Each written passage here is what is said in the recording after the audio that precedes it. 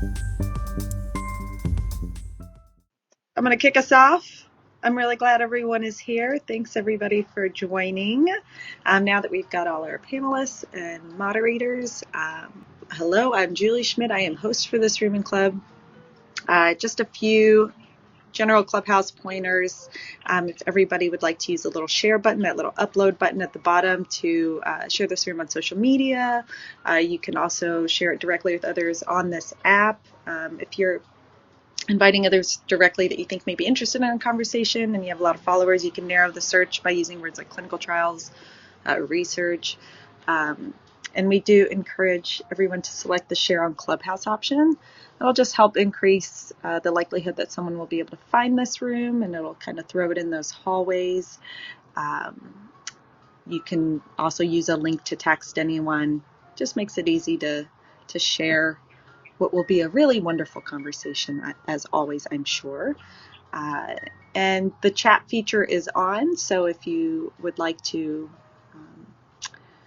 add any questions, thoughts there, I will be following along that. In the meantime, you can always DM me if you, for any reason at all.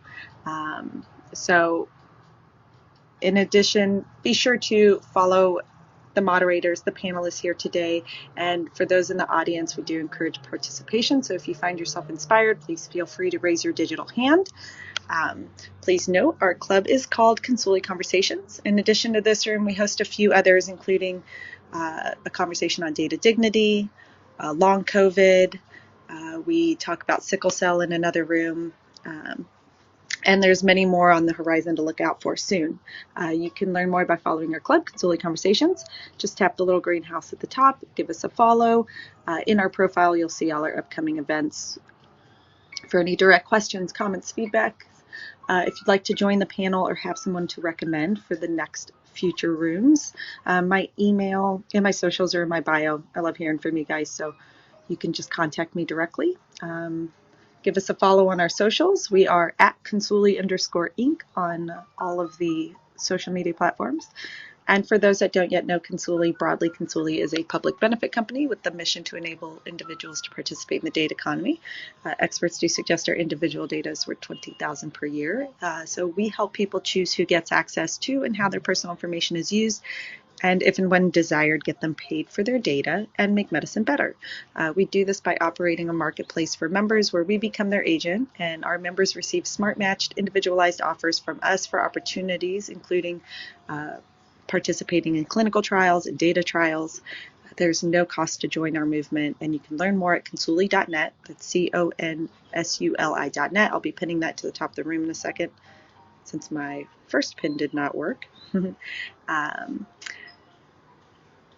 And it is now my pleasure to turn the floor over to our room co-facilitators. We've got Michael, Scott, and Christine today, who will be introducing themselves, and our expert guests. Michael, over to you. Thanks, Julie. Appreciate that.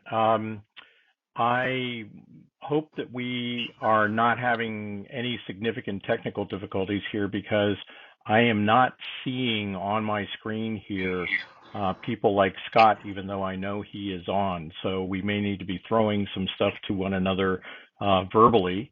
But thank you so much for everybody joining here.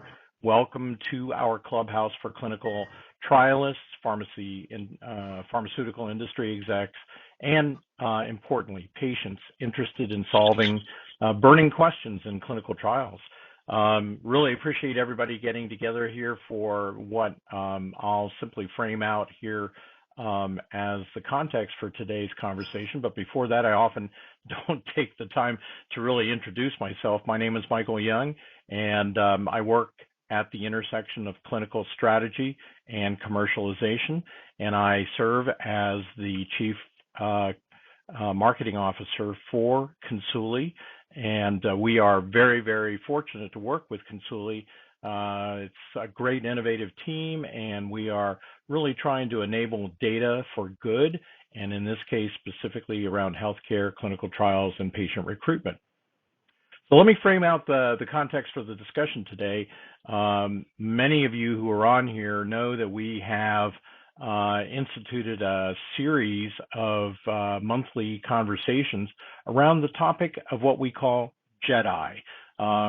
We're hoping all of us will be J.E.D.I. warriors in the kindest sense of that, but J.E.D.I. standing for justice, equity, diversity, and inclusion. We feel the justice component is an important aspect of this because one of the goals of Consuli is to make sure that in a very transparent way, patients are actually compensated for the data that they are contributing and the effort that they make to enroll in clinical trials. Many of you are familiar with DEI, or the equity, diversity, and inclusion piece of this. And today we are really going to be tackling the third component in this, which the two previous Clubhouse discussions in August and September were on justice and equity. And today we'll be talking specifically about diversity.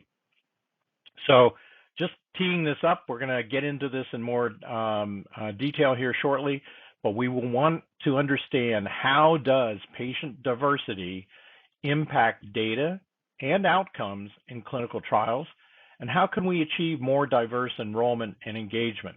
So I'll just simply say at the outset that much of the conversation is often around the actual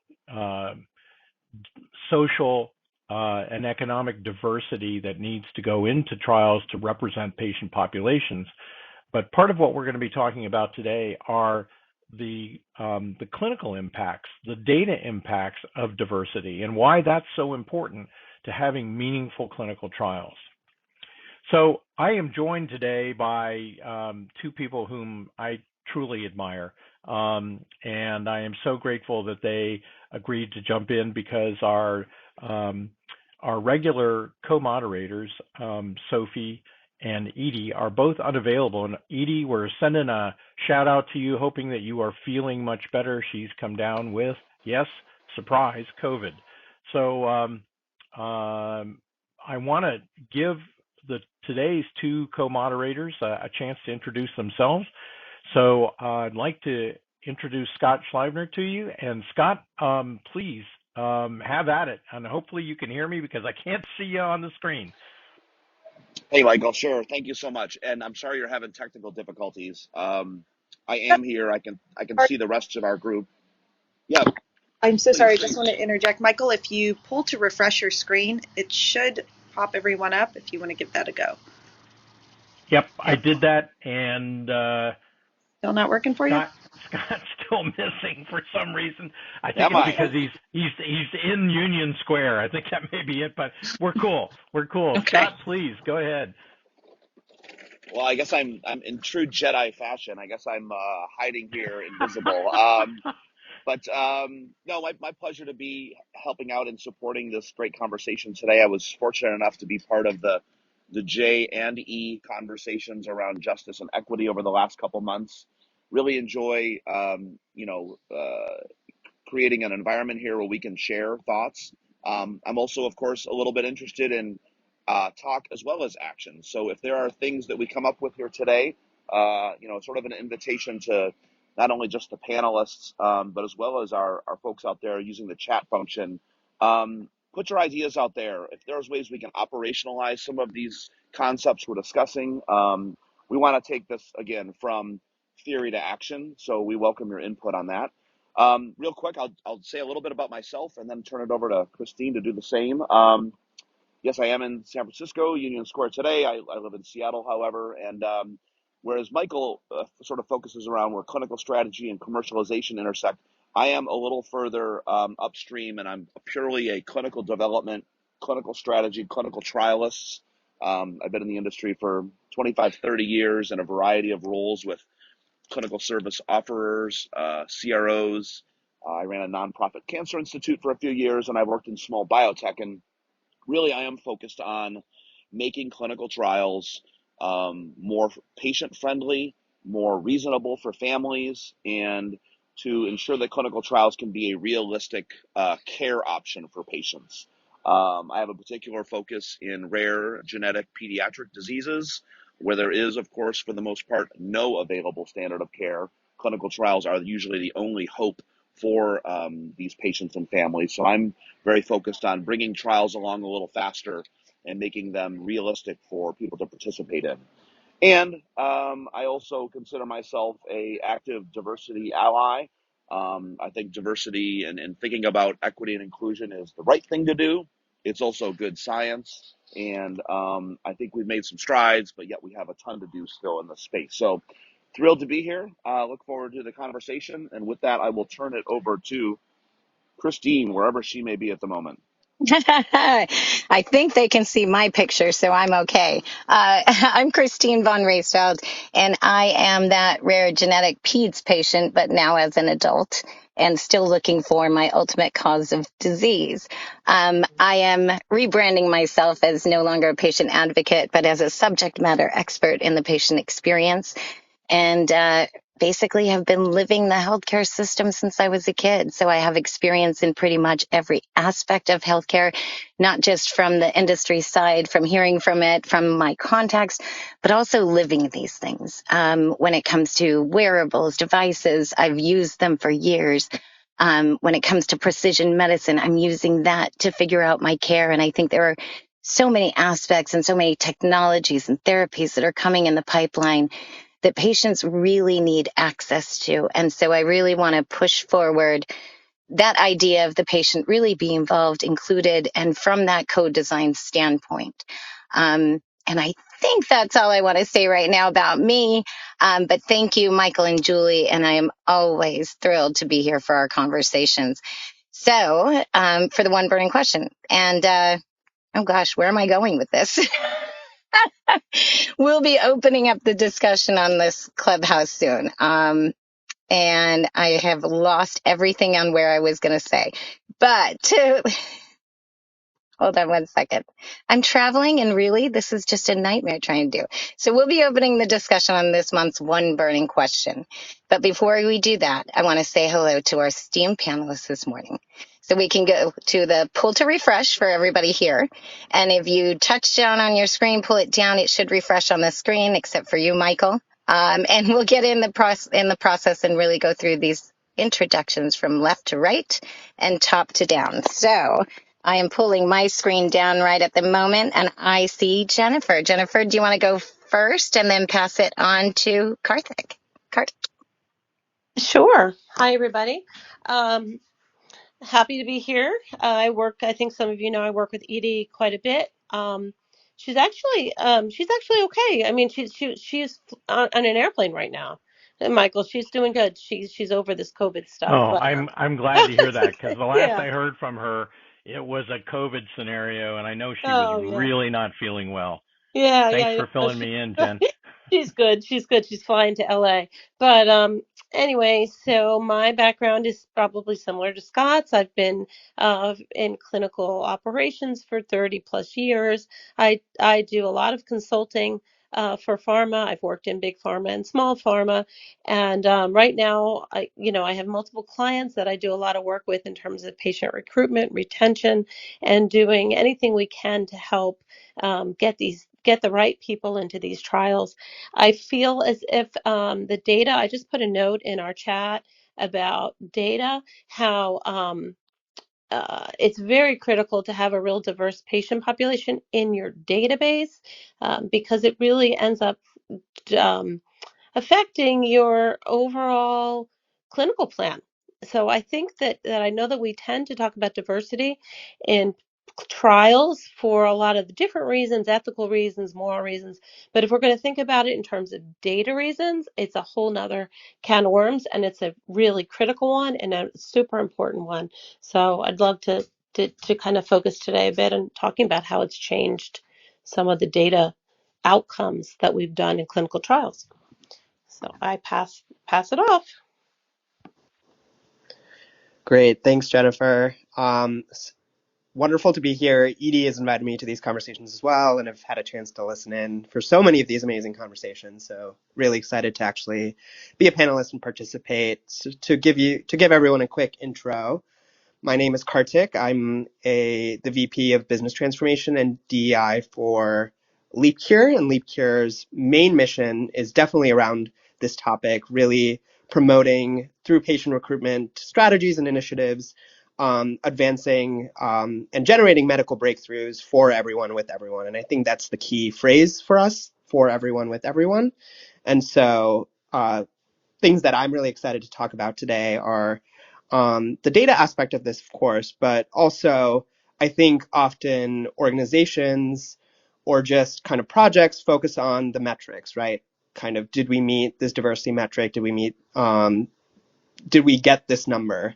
And I think thinking about what's behind that number, right? We talk to a lot of patients through our patient success process, and we hear all their stories, and we sometimes speak with patients who don't even have any experience with clinical research or clinical trials. And so a lot of this is about education, awareness, and support that they receive throughout the process, not just in improving diversity, but also how are they feeling at the site? How are they included? And so I think the intersection between uh, using J.E.D.I as the phrase, right, between the diversity part of J.E.D.I and equity and inclusion and even justice, I think is so important and something that I'm really passionate about and excited to share more about how Leap Year is approaching it and how I'm personally thinking about it as well. So thank you for having me and really excited for that conversation.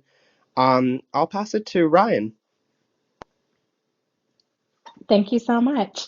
So pleasure to be on the panel again with so many great folks. My name is Ryan Brown, and I am extremely passionate about J.E.D.I. I love that term, Michael, and diversity. I am personally fascinated and intrigued and supportive of this topic for so many reasons.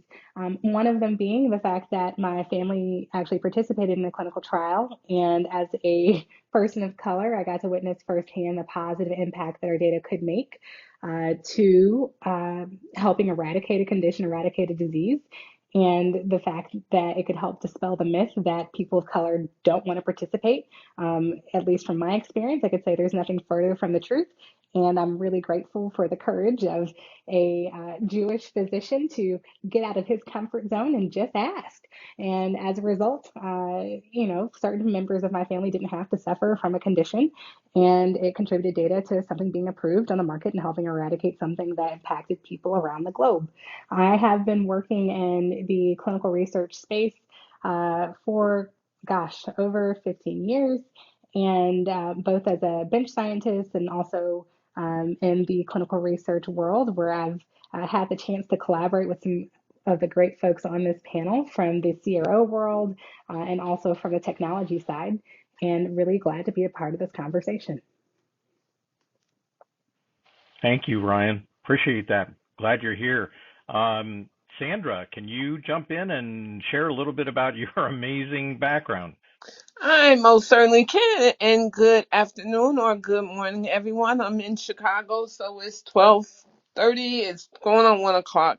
Anyway, my name is Sandra L. I am an independent board certified patient advocate. I'm also an author, and I'm also a managing partner of MediHelps LLC. My my appearance here today, as with all the months that I've actually been able to show up and participate, is to make sure that the patient's voice doesn't get lost. The diversity, the equity, the inclusion, all that talk is good. But what actionable items are being done and being made to make sure that the patient's voice is truly getting heard and heard in a way that they understand and that you understand what they want? So that's the purpose for me being here today, and I thank you so much for asking me to come back. And on that, I think we did everybody. So back to you, Michael. We did, Sandra, and thanks for being so laser focused on getting to actionable results here. I'm hoping we can have some good suggestions coming not only from the panelists, but an encouragement to anybody who's in the audience. If you have some things you'd like to contribute, please raise your hand, and Julie will make sure that you get added to the panel here. I see some very familiar and very knowledgeable faces out in the audience, so I won't single you out at this point, but you know who you are. Come on, join us and join the conversation. So let's get into this here, because I think there's so much to talk about around this idea of diversity, and I think that we're in some ways in danger of diversity becoming kind of one of those throwaway words. We need to take into consideration that diversity is in and of itself a very, very broad topic. It just doesn't mean people of color. It doesn't mean, people of a particular lifestyle.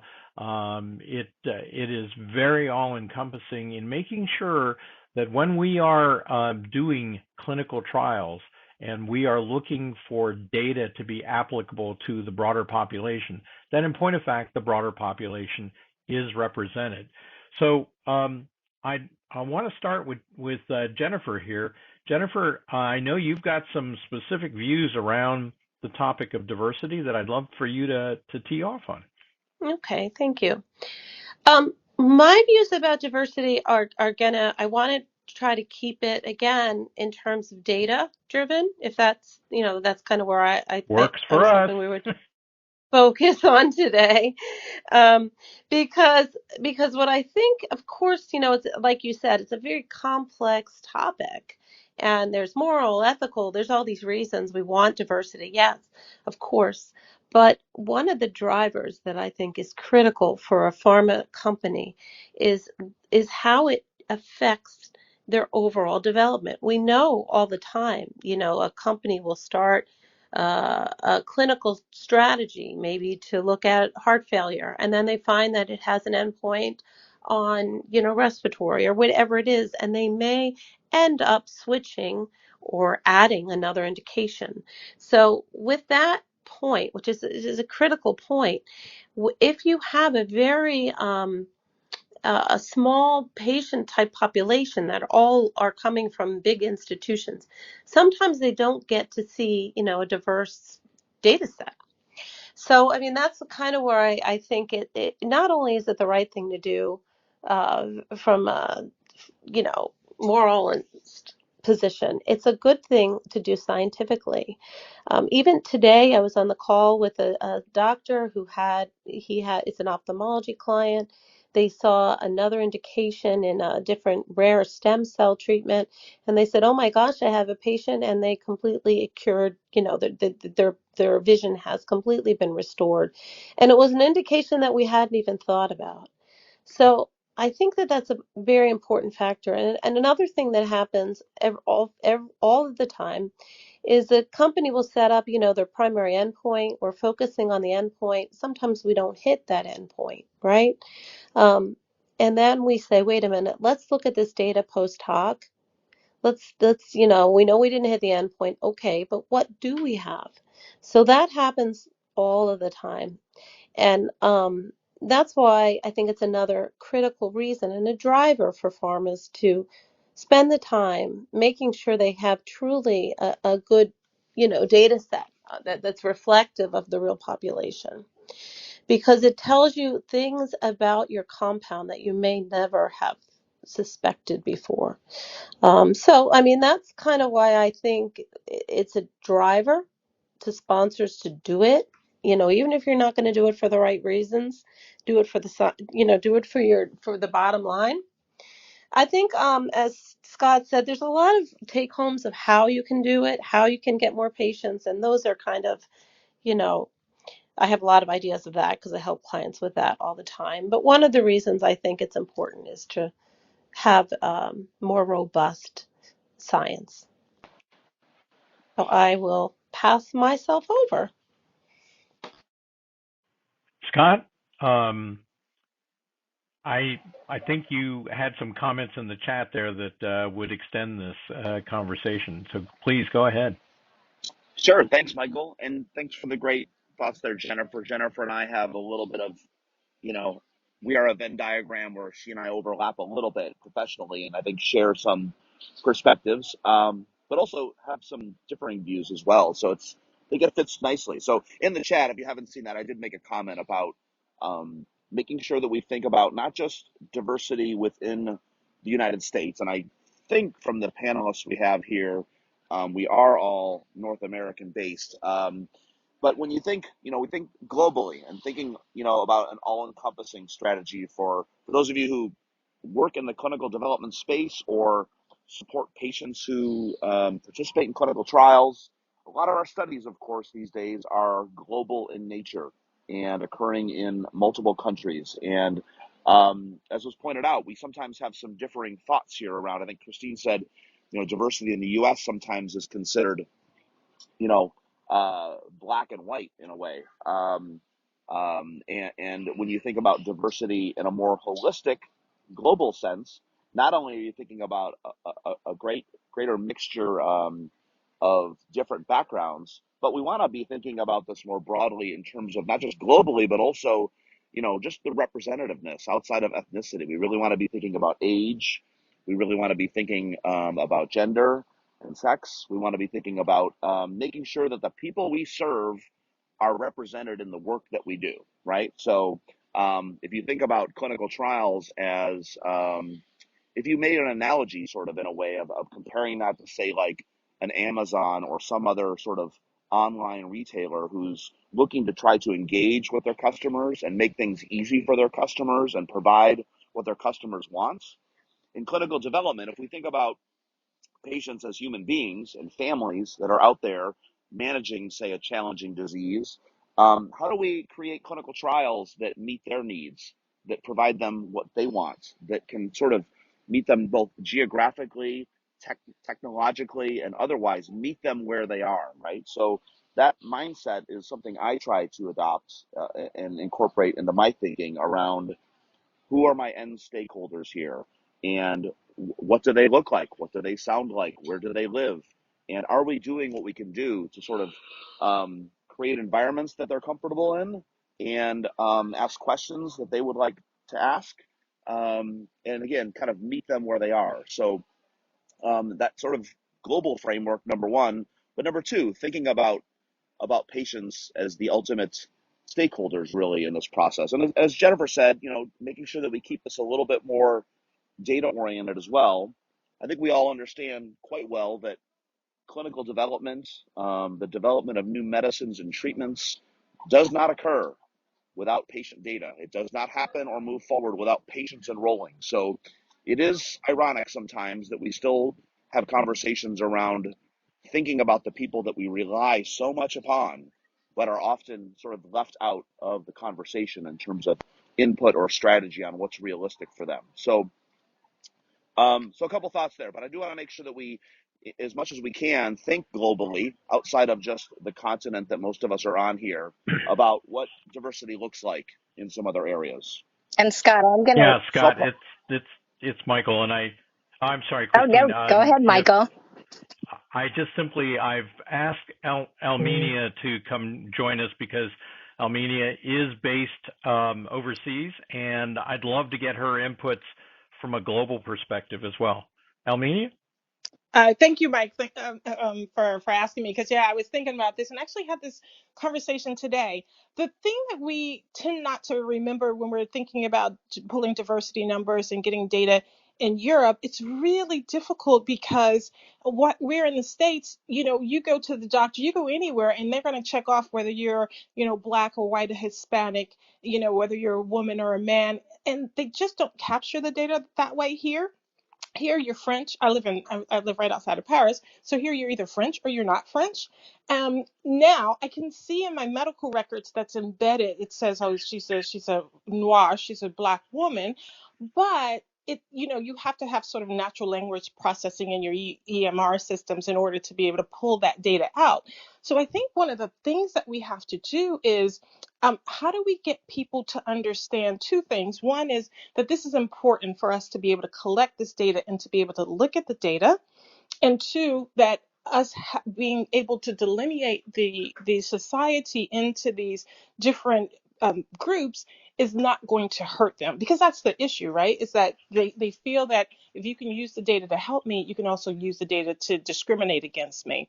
So it's again building that trust with different communities in order to effectively collect the data. And the other thing I will say really quickly too is um, we were talking about this today, and there is a law in France where you can't really ask for this information. I mean, you can ask for it optionally, but it's not kind of just done as it is done in the US. And I know there are other countries in Europe that have the same sort of laws in place where you cannot track and capture this data.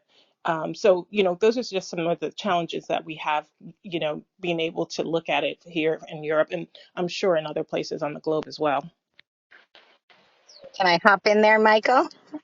Absolutely. Now, come on in. Okay. Well, thank you, Almini. I love that you brought that up because I do a lot of conversations globally.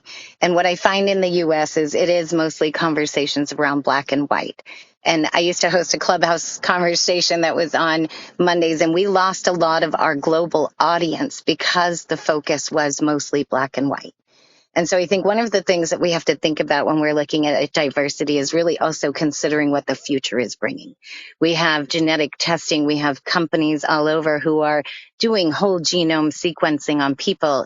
And I think what we have to do is educate and really talk to people about the collective, right? I think that that's a big thing is we focus solely on ourselves, the silo that we live in, the disease space that we're in, and we don't look at the whole totality of everything.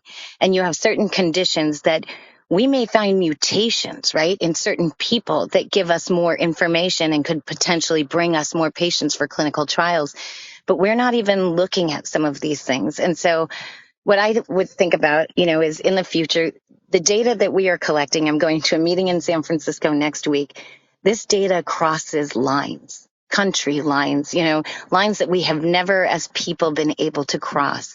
And so there is an opportunity here to really gather that collective together and make sure that people know that there are people out to help them, but we also need to be a part of this process in a different way.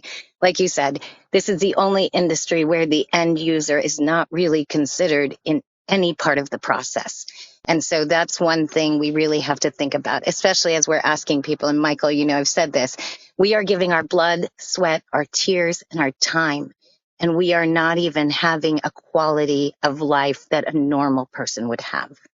And so I think those are things to think about. And I think when we look at diversity, we can't look at color. I'm mixed race. I don't really fit in anywhere. And there was a study that was just released that by 2030, the majority of the population in the United States would be mixed. And so we have to look at diversity in a bigger way. And I guess I'll leave it there because I would love to hear all of your comments. Can I just jump one thing in? And I bet you, Almenia, you might know better than even I do.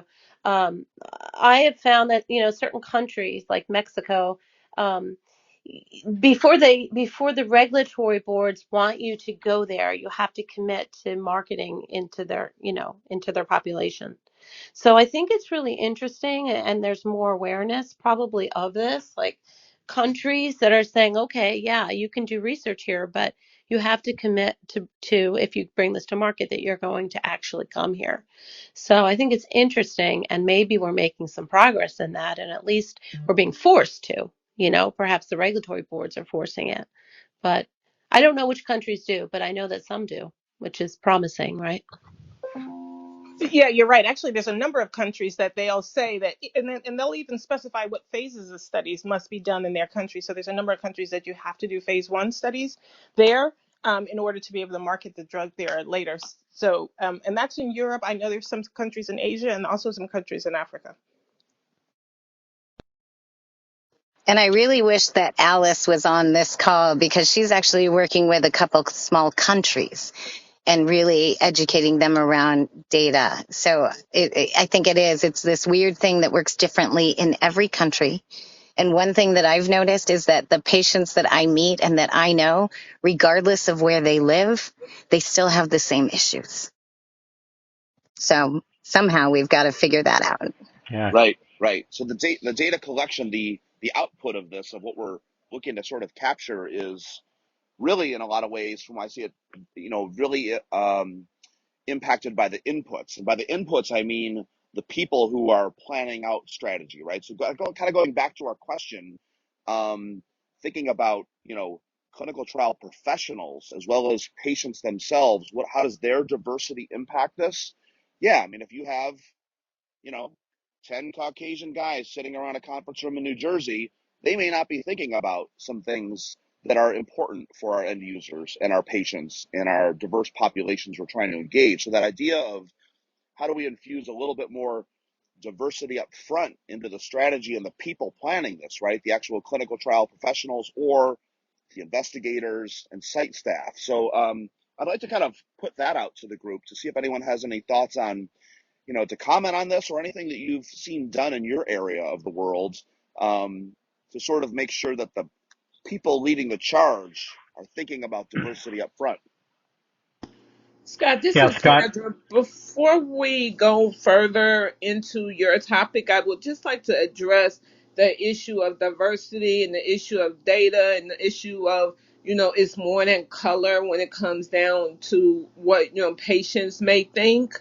Well, first of all, we have to make sure that we all, wherever you're coming from and whatever sector you're in, we all have to understand that patients learn differently. So if you're trying to educate the patient on the importance of data and how data is done and the importance of diversity and how diversity is done, you first must break that down into terms that they understand. So if you're trying to reach a patient population, no matter what color they are, you actually first have to look at the audience that you're talking to and saying, well, you know what, will they understand? Will this understand? So you have to kind of take a step back and look at it and see, okay, if we remove color out of this and we say diversity doesn't involve color or it's a part of it, but it's not all of it, how do we explain that to the population, patient population, which on a large part does think that diversity stops at color? And so how are you going to get them to understand that in layman's terms, where you can get the data that you need to have done, as well as make sure that the patient understands the importance of the data? Yeah, Sandra, this is Michael, and I just wanted to reinforce what you're saying and kind of blend that into what Scott was bringing up here because I would agree with you. The language and the way in which we communicate to patients, and when I say we, that's the people who are in who are clinical trialists here. That needs to be in as you call it, a lay level, but it also needs to be culturally appropriate. And I think that reflecting on what Scott was infusing in here, and it's something that we as co-moderators talked about in advance of this call, that this entire diversity issue has a huge component to it, which calls upon the industry and the organizations that are involved in developing clinical trials, that they too be diverse and able, as you're pointing out, Sandra, to have the kinds of culturally appropriate lay language conversations with the people who are trying to be recruited. So yes, the diversity issue goes much broader than just talking about getting diverse patients. Can I make a quick Absolutely, comment here, Michael.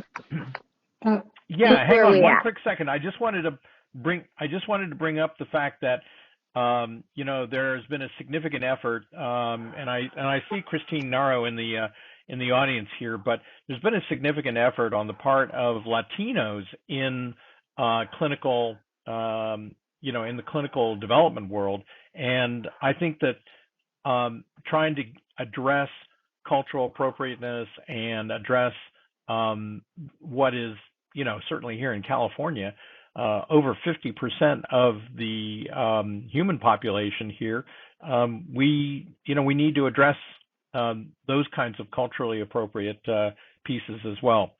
Anyway, Christine, go ahead. Can you hear me? Yes, we can. Uh-oh. Oh, there you are. I lost all of my speaker pictures, so I don't know what's happening with my app. I just wanted to touch on one thing, and I think that I grew up in Silicon Valley. You all know that. And we went through a very big change when tech came into our community. And we had people from all over the world, different populations, different beliefs, different cultures, who came into one area, and we had to learn to adjust. And we still haven't quite learned how to get there, but we are in a little bit better of a place. But when I went to speak in Dubai, I saw the same thing happening. A small community that now had expats coming in from everywhere, culturally diverse, different dialects from same countries. And they're looking at healthcare in a very different way. When I was there, the conference was focused on human-centered care, right? And how you involve everybody in the process. And yet we still have meetings here where it's very siloed.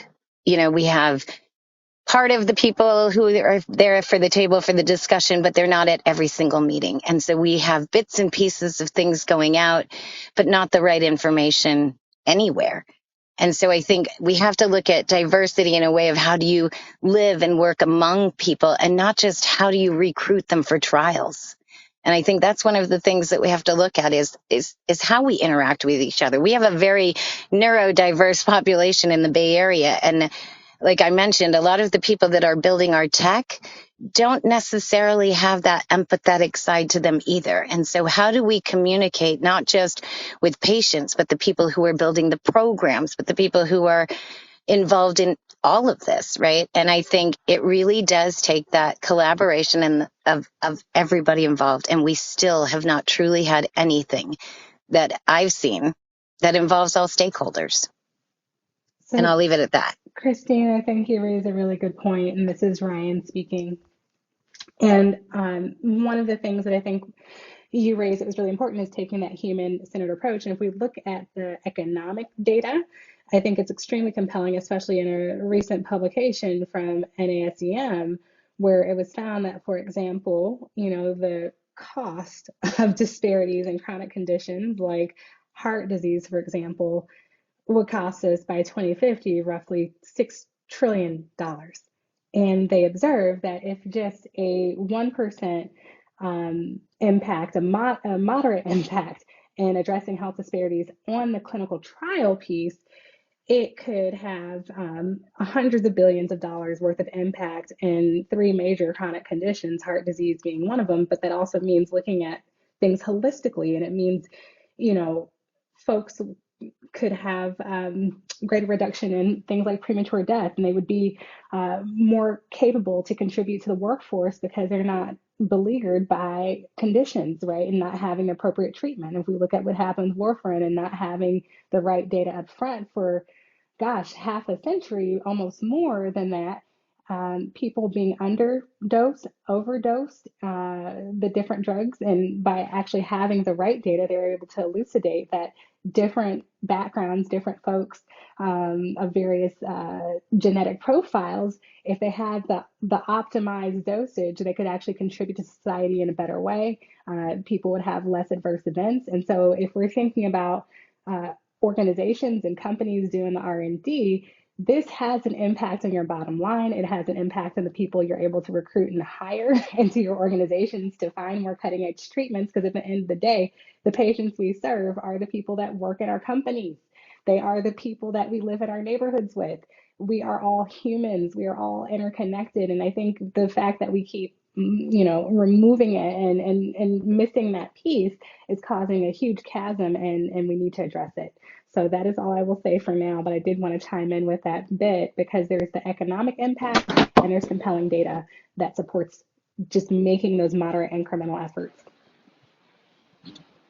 Great And points, can I Ryan. say on that monetary side, we're looking at this new data, economy and digital revolution, whatever we all want to call it, where patients are becoming more and more educated around their conditions themselves. They're taking a more proactive role. And as they're doing that, they can truly become partners. But we're not looking again at patients as partners. We're more so looking at them as how do we help and how do we step in.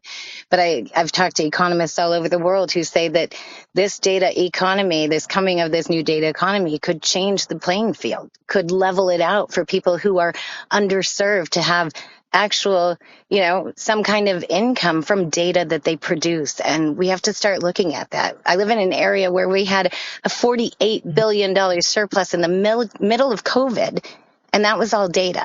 But that money didn't come down to the people that are living in the state. That went to the people who own and control the data. And so I think that's a big part of the conversation that we have to have is that equity in data and who owns it is the major question. If you really want real diversity, if we want to change things, we have to give people that equity and that agency over their own data.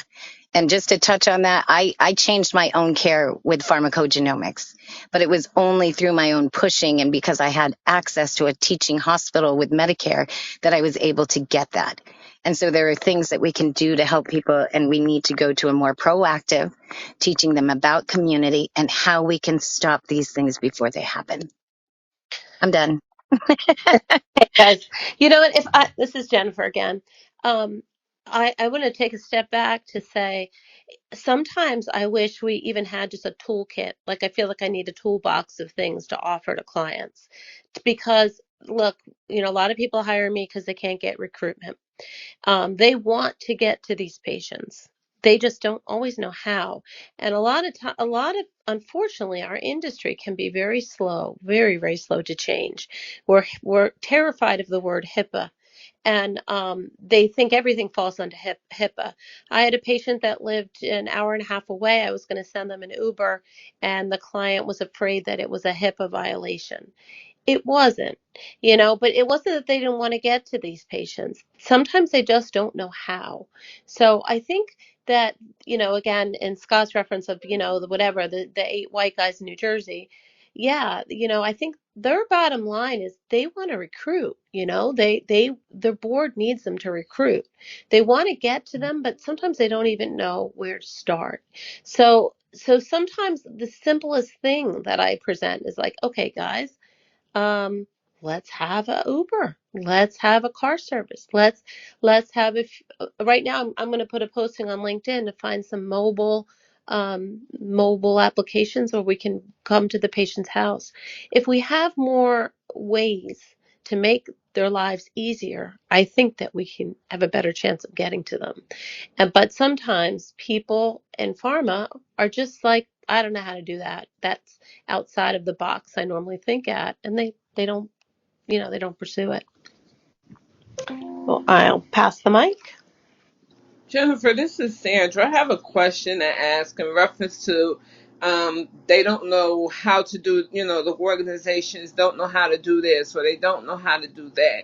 And I've raised this question before and I'm going to continue to raise it because it's one that needs to be answered. It's one that seriously needs to be answered. What is wrong with them asking? Patients want to be asked. If they ask, and they ask with a sense of transparency and what they're asking and why they're asking it, they wouldn't have such a hard time. What's happening is exactly what Christine said, is what was happening has a lot to do with the fact that they're not asking because they're not looking at us as partners. They're looking at us and saying, well, what can we do for them or what can we do to help them? What you can do and what everyone can do that belongs to an organization that's listening or whatever is ask the patient what do they want so that you can start building out what the patient wants in the idea stage instead of once everything starts happening. So is there a reason why those organizations you work with don't bother to ask the Yeah, patient what they need? they don't know how to get to them. Yeah. They I don't think know how to there's find them. agreed. They often will say, um, that's what I'm saying. I often hear people terrified of HIPAA. Well, I can't talk to a patient. I mean, it's an old-fashioned idea and it's not true. You know, if a patient consents to talk to you, of course you can talk to them. But I can't tell you how often people are like, well, we can't really interact directly with the patients. So that's why I feel like a lot of progress has been made recently with this push to have patient advocacy groups. So that's a big advancement, I think, but it's really fairly new that clients are talking to patient advocacy. Hmm. But this is I the would. thing. There are other organizations outside of patient advocates that are in this space, that are working in this space. But what we want and what those organizations are looking for before they will partner up with anyone is when you come into communities, especially African American communities, leave some, do something, put an organization there that's going to be there after these testing and everything is done. We need to see real commitment, and that's what's missing. If these organizations get real commitment, they'll have some feedback and they'll be able to start to get the patient's attention. but it's got to start because it's not, I mean, we're talking about it, but we're not doing anything actionable to get it where it needs to be, where patients are considered to be partners and not the outside force. Yeah, Sandra, I'd love to chime in on this. I think I applaud your persistence with continuing to ask that question until we get some good answers on that. So a couple of thoughts on this. I mean, to a little bit of what Jennifer's saying, I think there's an education component here, right? Whether it's related to HIPAA, and if we're talking about them, I think the them in this sense is what I'm hearing is maybe biotech, pharmaceutical sponsor companies that are developing drugs and designing clinical trials. If that's the them here, and we want them as our audience, there is some educational parts. There are some restrictions, right, around HIPAA and around patient privacy. And I think a lot of these folks really intend the best. I think they have good intentions, but there's probably an education component around what they can and cannot do. And they are a little afraid. I agree with Jennifer. Then there's also an educational part around, okay, I'm developing a new drug for sickle cell disease. I can Google sickle cell disease patient organizations, but how do I reach out to them? Am I allowed to reach out to them? Just basic stuff I think is a little bit new for people. Then if you overlay that on, again, the them here is we're talking about industry, we're talking about corporations, we're talking about biotech pharma.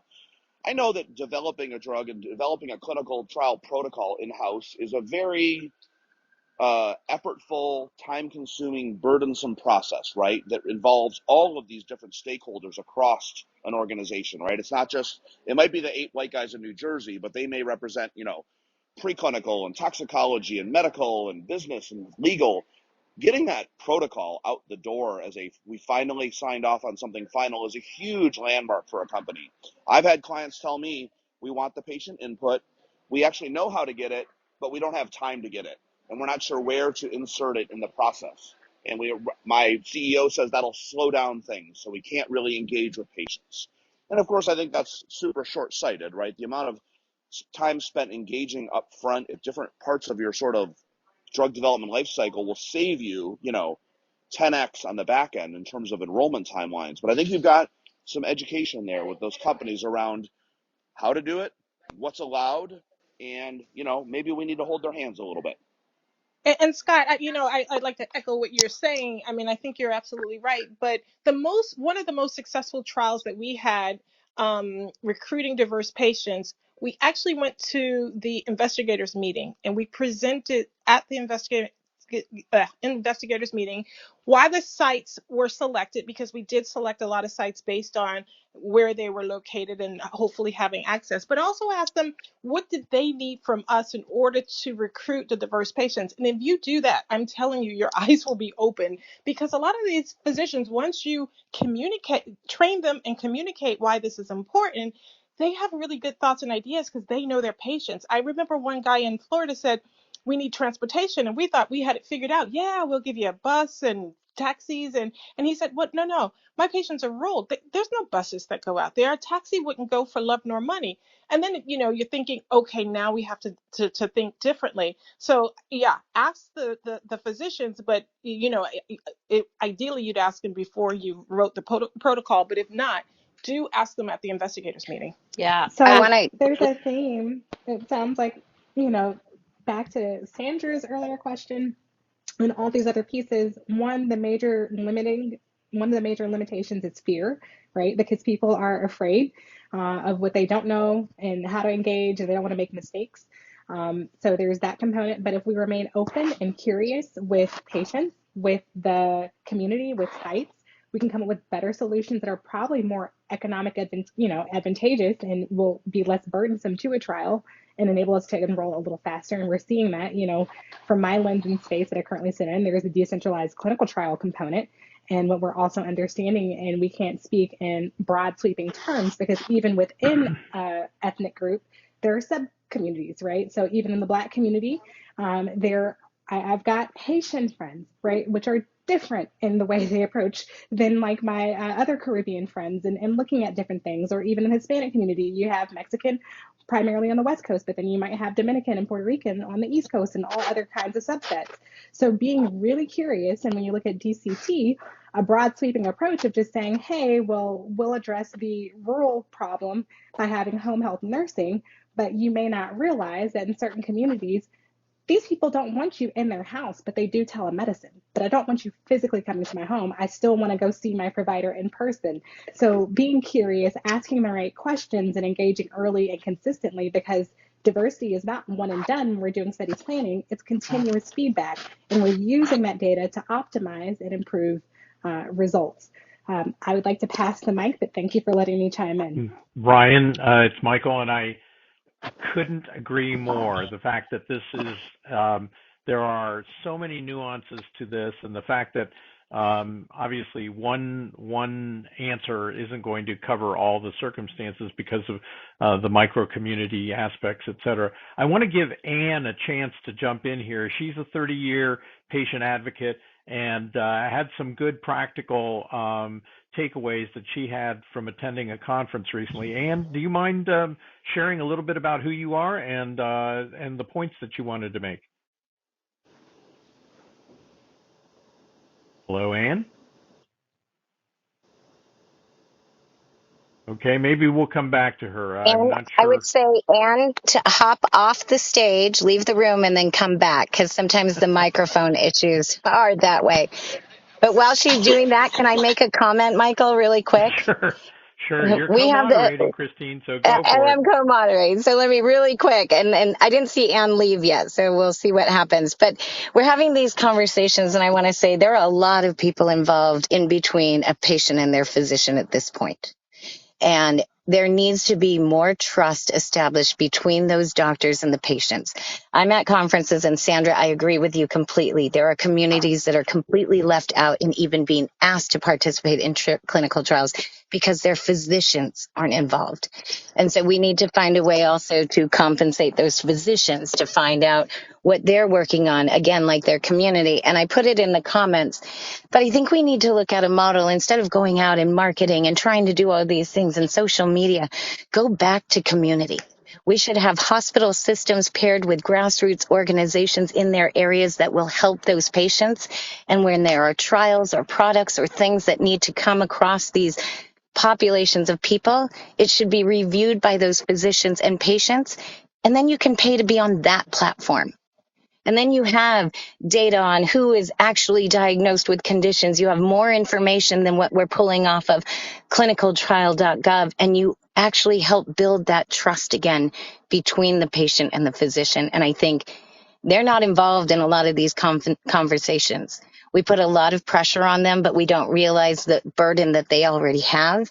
And we're also not compensating them to take on anything additional. So not just the patient needs to be involved in these conversations, but the actual physicians and nurses who are on the ground with them. And I'll leave it at that. And Anne, can you talk yet?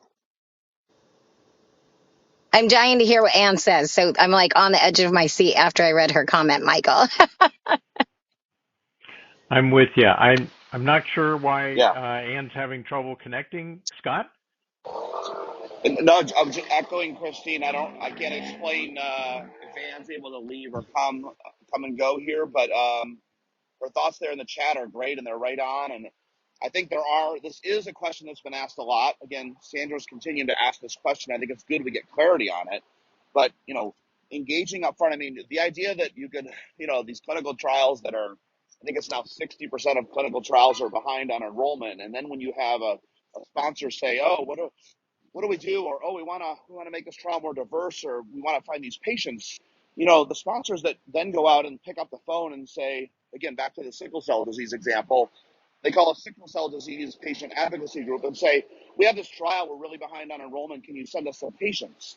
That's not partnering, right? That is using, right? That is not partnering. And I think if you're developing a drug in an area, going back to the comments from Anne and Christine, communities, going back, start early, build a relationship, a mutually beneficial relationship. See what that community needs.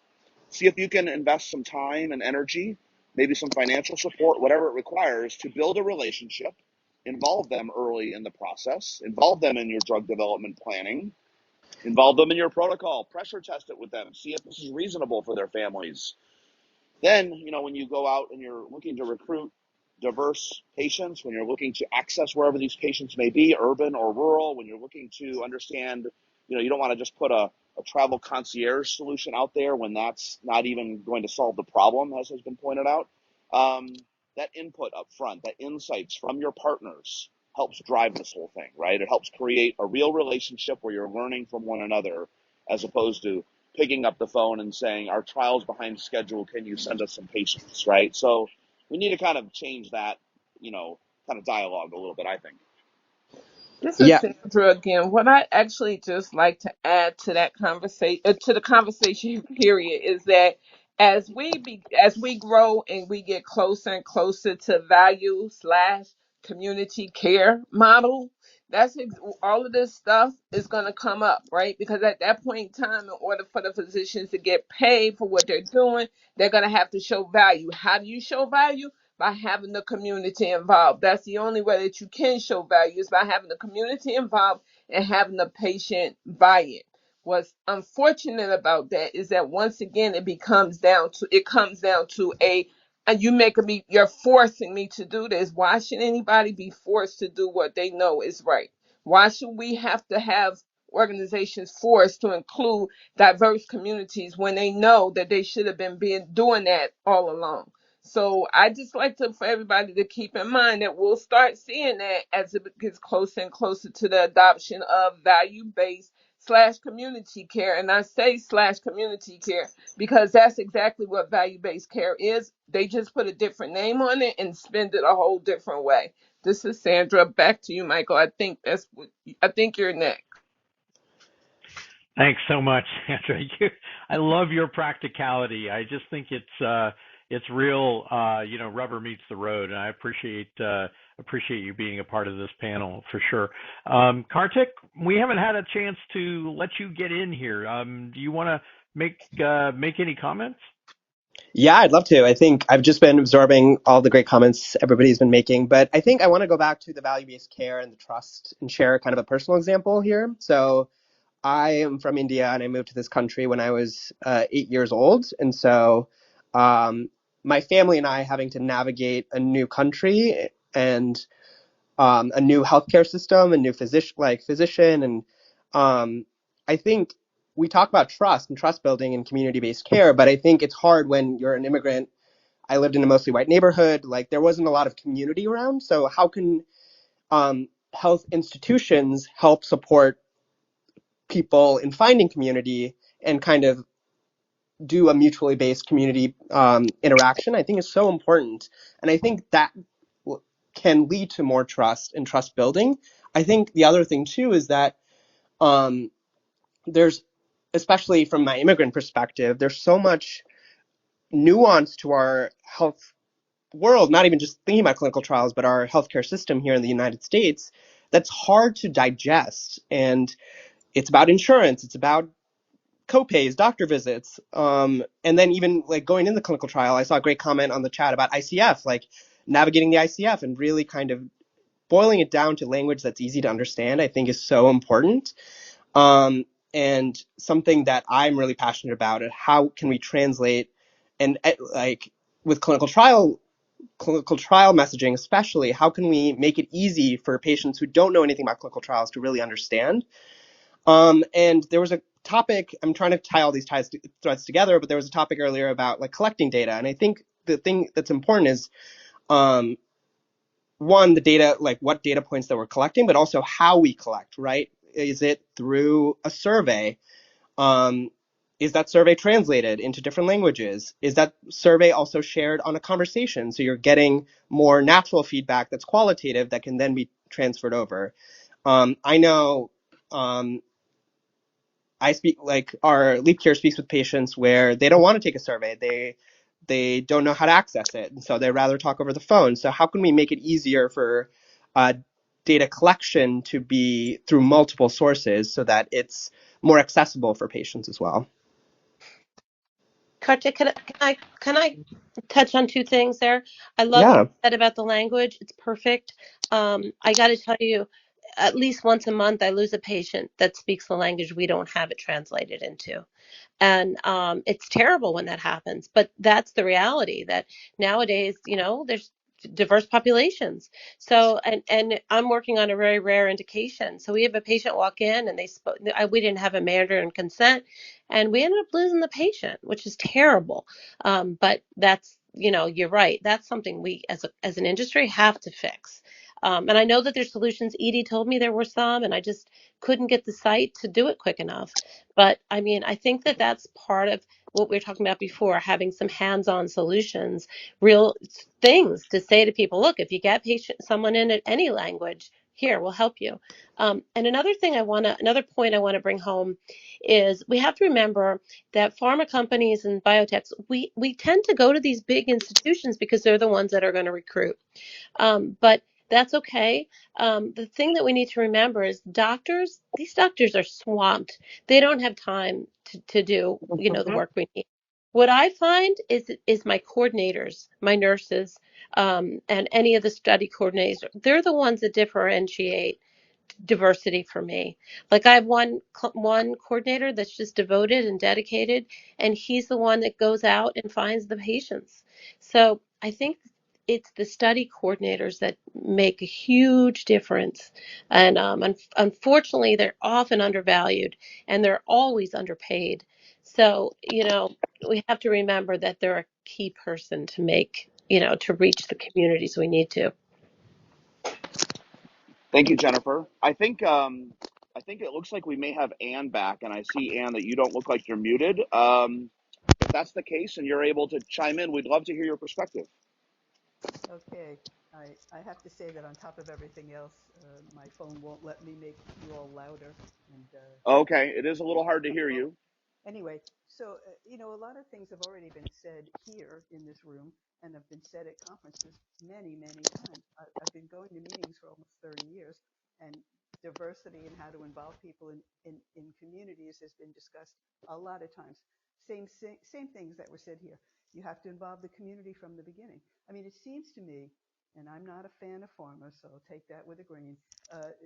They're not interested in really doing that because those answers have been around at least since 2014 when AACR had its first meeting on health disparities. Nothing's changed. People don't reach out. There are community leaders, there are patient advocates, there are patient navigators, there are patient groups. Nobody even tries. And without trying, I mean, one of the fastest trials recruited ever, you probably know, was on Herceptin because the National Breast Cancer Coalition got involved, and boom, it was recruited quite fast. So that should be a bottom line issue for pharma because it can make a real difference the faster you can get people in a trial. And then there was a discussion at NIH meeting once that said, oh, well, we include 10%. And I said, is that enough to make an actual difference in a community? Will you have enough information? They said, no, but we recruit 10%. So, I mean, it's sort of running in a circle endlessly. Sad. Thank you, Anne. I was able to grasp a little bit of that. A little hard to hear you, but great perspectives you bring and experience. Not sure if there's any other kind of comments or reactions, or for those of you who could hear what Anne said, anything you'd like to add right now? Yeah, and I'm sorry. I put a note on the chat. I appreciate your honesty and I agree with you. I mean, the bottom line is the sponsors are just doing what they have to do to get product through. They don't a lot of them don't really they don't really care enough to set up a whole new department, and it's a big task. They're just kind of going through the checklist of what they have to do. So I think you're right. I think a lot of the answers are there. Sponsors just aren't putting in the effort, unfortunately. Yeah. I Well, want and to to your touch point, really Yeah. quick. Oh, sorry, go Scott. Do right. you want to go ahead? I'll just add something real quick I and just then turn it wanted over to to you. touch really quick on the patient advocacy organizations. I think one of the things that we really have to do is also train these organizations on the business mindset that happens in healthcare, because you have patient groups who are literally just trying to survive, and they're making deals with their communities that they don't understand. And so I think there needs to be a huge push as well for educating those patient advocacy groups around the business model itself. And I see that Christine just joined us. We've been waiting forever for you. Do you want to put in your 2 cents, Christine? Sure, I would love to. This is Christine Naro. I'm part of Latinos in Clinical Research, and I like this topic that we kind of are touching on here about what services are available to the community. And since we're talking about this bigger web of community, then I think it's important that we kind of brainstorm on how we can get into it as much as insurance is, right? And recently I've been having to navigate insurance a lot, and I have to say that there's nothing on an insurance website that says anything about clinical research. And I really think that sponsors need to somehow partner with insurance advocates. You know, they go out to the community, and yes, sometimes they're marketing towards Medicare and Medicaid, but if they market clinical research for people that are not eligible for Medicare and Medicaid, and also offer them research studies, then maybe we can start making some headway there.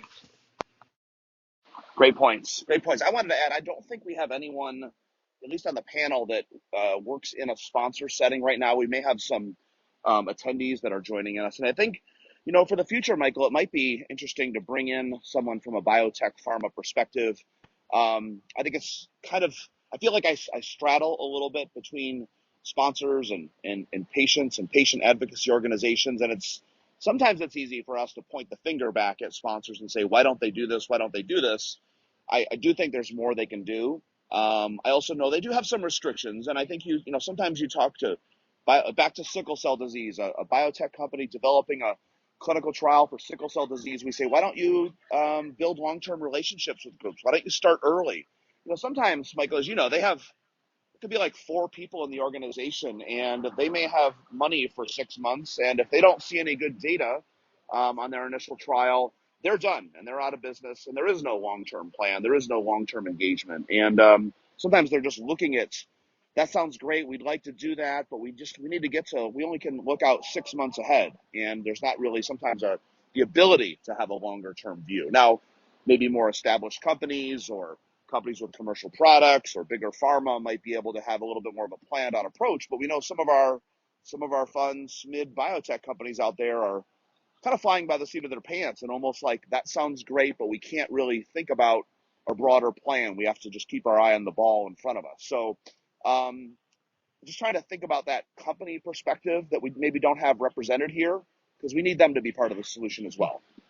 Yeah, Scott, it's Michael, and let me just respond to that a little bit, because what most of the people on this panel may not be aware, I spent the majority of my career as the head of commercial development or marketing on the biopharma side of things.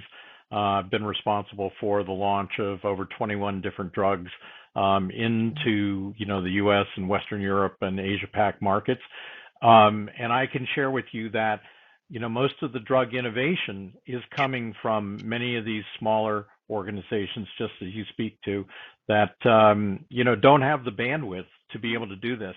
And often they find themselves in a situation which is not unlike what we've been discussing here. We recognize that the clinical development and in particular patient recruitment area is fundamentally flawed. It's broken. Jennifer made a comment, that, unfortunately there's, the reality is they quote unquote don't care. I don't know that it's that they don't care, but they definitely can't answer the call to fix all of this. And it will take a much broader coalition between government, research, and the patient community to be able to make the changes that are necessary. But I think from our standpoint, what we as a group, certainly within Consuli and certainly within the context of this, clubhouse room, it's our job to raise some of these issues, find some practical opportunities to make some change.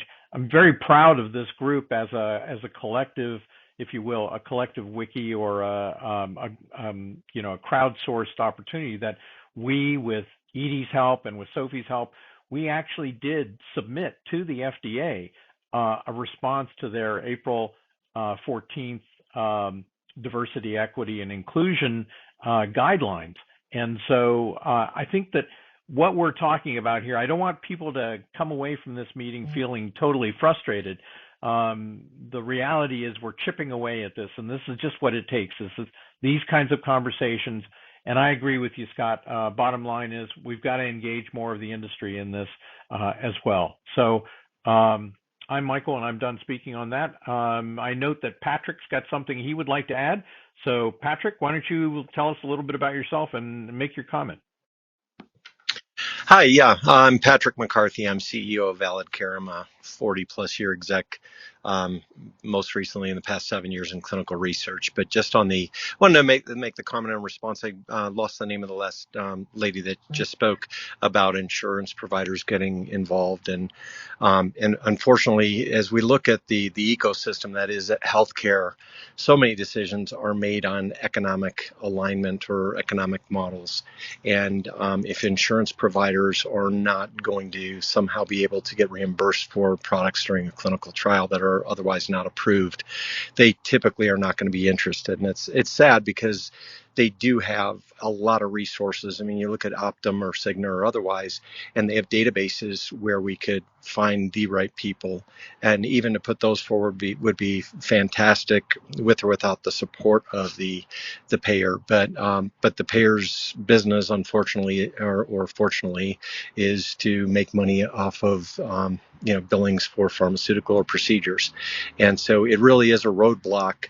I do think it starts with CMS, as most of you are well aware. If you're bringing something to market, we're waiting for a reimbursement code for CMS, and you often get an opportunity, at least in that population, to bring it out and bill or use it as a pilot. So I think a conversation around that should be had more broadly, because that is how we get to some very diverse populations. So again, this is Patrick. Thanks for allowing me to comment. Thanks, Patrick. I appreciate that a great deal. Christine, did you had something? No, maybe not. I just thought she was flashing her mic to do that. No, I Well, was clapping on the comments, Michael. okay, I'm glad. And then I'm I glad. lost my mute button. But I do want to say, I think that we do have to look at community, and we do have to look at this holistically. We are missing people at every single aspect, or every turn. There is somebody that is not involved in the process or the conversation that needs to be there. And when I'm going out to different conferences, it's funny. The conferences are the exact same topics. And yet, if it's a patient-focused conference, the word patient comes up. If it's anything other than a patient-focused conference, the word data comes up a lot more. And so I think we have to look at our system. I unfortunately see a collapse in our healthcare system coming because of the political climate that we have here in the U.S.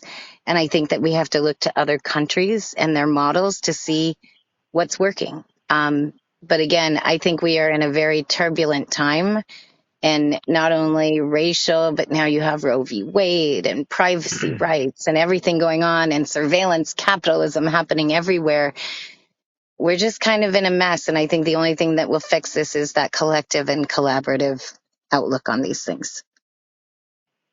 And I'll pass it on. I know we're running out of time, Michael. I think we're Yeah, supposed to Christine, I get think our last final thoughts here. exactly. I think that that's a great place to be at this point. This has been, as I anticipated, this is really, even though the topic of diversity is something that is being talked about a lot, we've tried to get to a few nitty-gritties here, which I thought were really valuable, not the least of which is the need to be thinking about diversity in the clinical trialist arena, the people who are actually performing the trials, recruiting the patients, executing the operations, et cetera. The need for us to be much more global in the way that we're looking at things, and the understanding that this is not just about color or race per se, that the topic of diversity is much more inclusive. And I think all of you have brought great topics up here.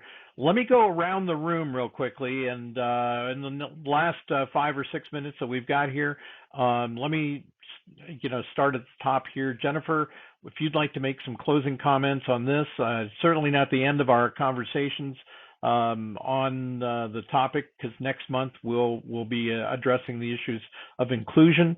But Jennifer, if you want to close this part with some comments of yours, and then we'll go to Kartik and around the block.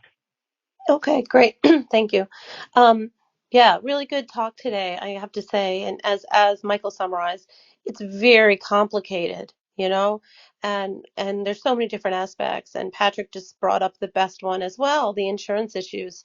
I think I put a comment in the text about one time I was doing a cancer study in California, and we couldn't enroll half the patients because there was some other insurance regulation in California that I couldn't even understand. So it's very, very confusing, to be honest. There's so many elements to it. But again, I don't think, and to clarify, I don't think that anyone doesn't care. I do. I think pharma cares very much. We all, we want to do right for people. But sometimes people just don't know where to start, so they just go through their day the way they normally do. And like even this morning, I was on a call and somebody said a patient's name, and everyone got scared to death. No, no, I can't hear her name. And it's not exactly the case. So I think someone said earlier about educating and finding ways we can do better and we can do different. And there's a lot we can do. We haven't even scratched the surface. So thank you for this great conversation. No, thanks, Jennifer. I appreciate that. Kartik? Thank you. Yeah, this conversation was so eye-opening and so engaging. Thank you all to everybody that spoke. For me, I think what I'm really taking away here is that I really like the socio-ecological model of thinking about our health, both in clinical trials and our physician regular health. And that kind of basically looks at healthcare from the individual perspective, from the interpersonal perspective, from the community perspective, and from the system perspective. And I think those lens, having those tiers, I think is a really great way to think about diversity in every single one of those tiers, and how can we better amplify it through data, but also through policy, through conversations, through actions. And I think it just made me think about kind of thinking about it in that lens and really kind of applying to every level of the socio-ecological model to really think about the future of clinical trials with regards to this topic. And I think to many of people's points here, I think we have to we're having great discussions. How do we kind of turn this into action? How do we start at some place that's the first step and kind of take from there, make progress there, and then continue to make progress going forward. So yeah, looking forward to doing that and working with all of you. So I'll pass it on to the next person. Kartik, thanks very much. Really appreciate you being here. Some great views. Christine and Scott, I'm going to come to you last, but Sandra, give us some practical takeaways from what you've heard today. Once again, thank you so much for having me. And once again, I've learned so much, as well as I've gotten a chance to educate people. And my last educational tip is this: as we talk today, we skipped around and we danced around that one word that keeps disappearing from these conversations, which is equality. And if we take one good look at the word equality and the definition of equality, and we see what's missing at the table, which is all pieces, we'll see that we need to really bring that word equality back into these conversations, because that's the only way we're going to get anywhere, is if equally we take a part in a role and we move this forward instead of keeping it stymied in one position. This is Sandra. Back to you, Michael. Thank you, Sandra. And as we have talked previously during the equity discussion, there is a big difference between equity and equality. Ryan, thank you again. Just a personal comment to you, coming right back after maternity leave. Thank you so much for jumping in and being a part of this, and we hope you'll join us in the future. Michael, thank you so much. And what a dynamic discussion today. If I had to leave a closing note here, it would be that there is something that every body and every organization can do. And I would hate for folks to get stymied by looking at cost as a reason as to why they can't get access to more diverse patient populations and achieving their data goals. I would say one piece and one great step that everyone and every organization can start at is to look internally first. Looking at your policies, looking at best practices that set up the right framework and the runway for equality, right? And if you have a more diverse employee base, it actually will help provide you greater insights as well as to the communities you wish to serve.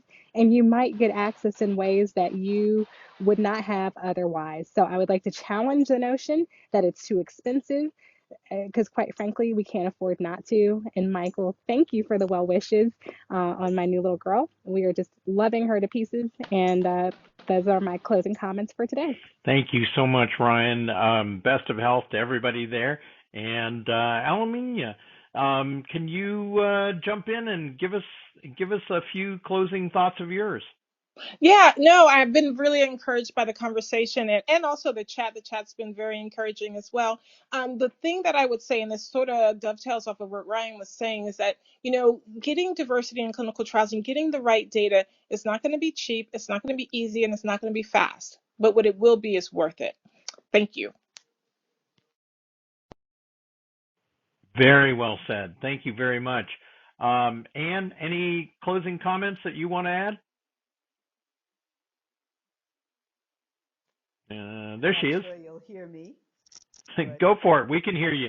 okay, great. It was an excellent discussion, and like I said, I really feel like everything I could have said was commented on, and I applaud the people who did that. It's cool. I'm looking forward to further conversations with you all. You would be more than welcome to join us in the future. And Patrick. Great. Yeah, I just think in order to do anything about this, we really have to focus on the subpopulations, whomever they happen to be, and realize that there's a history with clinical trials that has to be overcome, whether it's trust or lack of trust or overlooking populations, and really build relationships within communities is going to be our way forward. And then draw the government to, I love that HHS and FDA just recently launched some guidelines to go down here. It's not enough, but the government plays with all of us, so we need to keep the pressure on there at FDA and HHS and make them work together. Yeah, I appreciate that, Patrick. You and I go way back here, and we certainly recognize that the reality is the government's supposed to be working for us. So Once upon a there time. we go. There we go. All righty. Well, I want to say thank you to all of you, and now give my esteemed co-moderators a chance to bring this home. Christine, why don't you start, and then Scott, if you'll take us on out. Thank you. Sure. So I want to tell you guys a really quick story. I was once hired to do a job, and it was supposed to be around diversity in clinical trials. I got to the job. It was in Texas. It was it was done by a company that was outside of the U.S. When I got to the site, it was a Russian doctor, a white woman who had never participated in clinical trials, and me. They were calling this diversity because they were looking at rural areas of Texas that they wanted to talk to. And I said, you cannot frame this as diversity in the United States because it will not fly. You have a group that looks all white. And so I think we have to look at those things and how we look at really the definition of diversity. And I would say we can't criticize the people who are in this industry. We're going by the regulatory and everything that's there. We have to take a look at the system that allows these things to happen. And that is going to take some legislation. And my last thought is, I really think we need to look at trust as a metric when we're measuring patient experience, because that is coming in huge with everybody. And we have companies that get into communities that leave them, that pull in patients for a 1 hour of consulting and then never speak to them again. And so we need to have more engaged involvement and people really putting in for the communities that they're looking to engage with. And I'll leave it at that and hand it over to you, Scott. Sure. Thanks, Christine. And thanks, everyone, for your comments, for your frank and brave discussion, and as well as the sort of comments in the chat. Fantastic. This is, of course, the third of a four-part series. So as we covered justice and equity, I appreciate Sandra reminding us that equity and equality should also probably be infused in every conversation. But for today, the diversity component, I mean, a couple take homes for me are, think globally. Again, we have mostly a North American group here on this call, but let's think globally, not just about within the United States. Number two, the collaboration component, as we all know, is absolutely critical. So we're talking about involving patients in the process. I think we also need to hear from that sponsor perspective too. What are their challenges? Why aren't they engaging as much as we want them to? Why aren't they being proactive, right? Let's get them a seat at the table and make sure we're hearing their perspective as well. We talked a little bit about the need for data, and it can all be about the data and patients' data and valuing patients' data, and that's really critical. My take-home message for me again is to lead this conversation and think about what is one small thing that we can make some progress on here? What is one tangible piece of this enormous problem that we can make some progress on? And for me, that's going to be encouraging patients and sponsors to sit at the table early in drug development. That'll be what I leave with. But I've loved being part of this. I look forward to the fourth in our J.E.D.I series. And thanks for having me, and thanks again to all the participants for the great conversation today. Scott, it's Michael, and I couldn't do it without you, buddy. Christine, so pleased that you could join us en route, and to all the rest of the panelists here, really great conversation. Don't forget that we have captured this as an archive, and Julie will be making this available as a replay to anybody, not only here, but anybody you'd like to send this on to engage them. These are meaningful conversations, and while we would love to have hundreds and thousands of people listening to this, the reality is, it's important for those of us who are literally wading in this swamp of alligators here of issues. That we all are, as Christine often says, that data is her song, and that we think about the impacts of diversity on the outcome data that comes out of this, because that actually is what moves the care agenda. Next month, we will be discussing inclusion, and I will be fascinated to hear what this group and others who join us have to say about the meaning of inclusion, because that too has become a bit of a generic word, and we need to make sure that we understand what that has to do specifically with clinical trials. So in closing, thank you very, very much for all of your participation, and I will now turn this over to Julie, who has some closing comments and always that beautiful music to take us on out. All right, Julie, thank you very much for organizing all of this today, and it's been my pleasure to be the host. Thank you, Michael, and thank you to Scott and Christine for co-moderating with us today. Thank you to all our panelists. It was really another great conversation, as always, and there's never enough time. So I hope that you can all join us for the next one, which will be November 3rd. I will pin a link. Clubhouse now lets you RSVP. So we'll see if I can get that up in just a moment. Just some notes in closing. I'm Julie Schmidt, project manager at Consuli, host for Consuli Conversations. If you missed any of the conversation, if you'd like to find a particular individual that spoke or was in the audience, you can always use a replays for this. It's got a great feature that allows you to skip through the conversation from speaker to speaker, so you can kind of hop around the conversation. And that is just in the Consuli Conversations profile. So if you tap on the little green house, you'll find all our past replays. Feel free to share those any which way you'd like. Be sure to follow me, all our moderators and panelists here today. And also check out our other upcoming rooms. You can find Consuli on social media at Consuli_Inc. is our handle across all platforms. And for any direct comments, questions, feedback, if you'd like to be on our panel, if you have someone to recommend, please email me directly. You'll find my email in my bio. I love hearing from you guys. So again, for those that joined during or after our event started, and you don't yet know Consuli, broadly, Consuli is a public benefit company with the mission to enable individuals to participate in the data economy. Experts do suggest our individual data is worth $20,000 per year. So we do this by operating a marketplace for members where we become their agent and assemble their data, including health records, labs, prescriptions, wearables, quality of life surveys.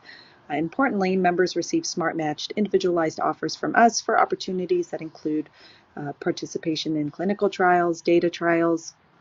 So if any audience members want to be part of the data dignity movement or participate in trials, you can sign up to be matched at consuli.net. That is consuli.net. There's no cost to join our movement. Check out the website, learn more about us. Looking forward very much to our next conversation. Let me see if I can pin the link to our next room. Hopefully this works. And if you're interested, just go ahead, click that, RSVP, and we will see you the next time. I will leave the room open with a little music playing for anyone who would like to poke around, check out other profiles, try to connect with folks. Thank you again and have a wonderful rest of your day.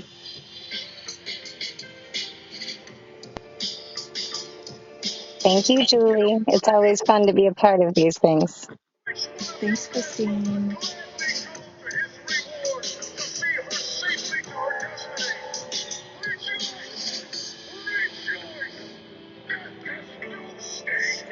Julie, thanks again for all the work, especially coming back so abruptly here. I'm sure that was a whole lot of fun. I'm hoping that we can capture what was in the room chat because there were really some great comments in there. And that may be something that we can post out to the group. I'd also like some audio clips if we can do those. I think throwing up a picture with an audio clip. You know, people don't want to listen to the whole conversation sometimes, but there are some really helpful pieces of information in there. Yeah, that's not a bad idea. And I'm good at throwing up. Michael, I'll be doing a keynote fireside chat in Philadelphia for Reuters. Yeah, I saw Did you something, see and that? you are just everywhere, girl. Yeah, now we could just get the money to make sure I still could live a Yeah, quality life. We'd be better, right? But I certainly disability is one of understand those that. things. Yeah, You know, I I would love certainly to understand. raise a topic with some of the people. I would love to really discuss tax exemptions for people who live on Medicare. When we're in a Okay, system that is employee based and you have people who are not able to work, children who have rare diseases who will never be able to work, we've right. got to figure out a way to get them involved. Yeah, I was just So, talking to Monica Weldon about that, and yeah, her and I I had a think huge conversation about it the other day. So oh, good. I'm glad it's all the Because same people we're talking to. exactly. I mean, that's it. This is, well, give it to social media to allow us to do this. But yeah, I am just amazed at what you've been able to generate, and um, being able to monetize some of the stuff that you're working on is important for you. So maybe we can chat about that independently because I want Yeah. you the ability to up your wardrobe too. I mean, you got a great one going, but I told you, Michael, you're going to put me in debt. I'm going to be like, oh no, I can't wear this again. Michael saw me in this. Julie, All he righty. comments on my outfits. He's like, that was a great one. I'm like, I'm running out of things here. I'm running out. All righty. Well, listen, travel safely, and I hopefully and stay healthy. Okay, please. I I'm know you wear trying. your you run yourself ragged sometimes, so Yeah, you that's all take it right. easy, okay? And I'm I sending will. you a And big if you're hug. in Philly for Reuters, let me know. Because, I will let you know. They have invited me, but I haven't. Just travel costs have gotten so crazy. I'm glad you're getting some sponsorship to cover some of that, and I will see if I can get to be down there. to. to the town and country on Friday and possibly get a chance to see you in person. I would love that. I would love that. All Okay. right. Check with Well, you thank soon. you all, and it's nice seeing all the familiar faces in the audience. Always good to see you. Thank Will you so do. much, everyone. We'll see you soon. Bye, Thanks guys. again. Bye-bye. Bye.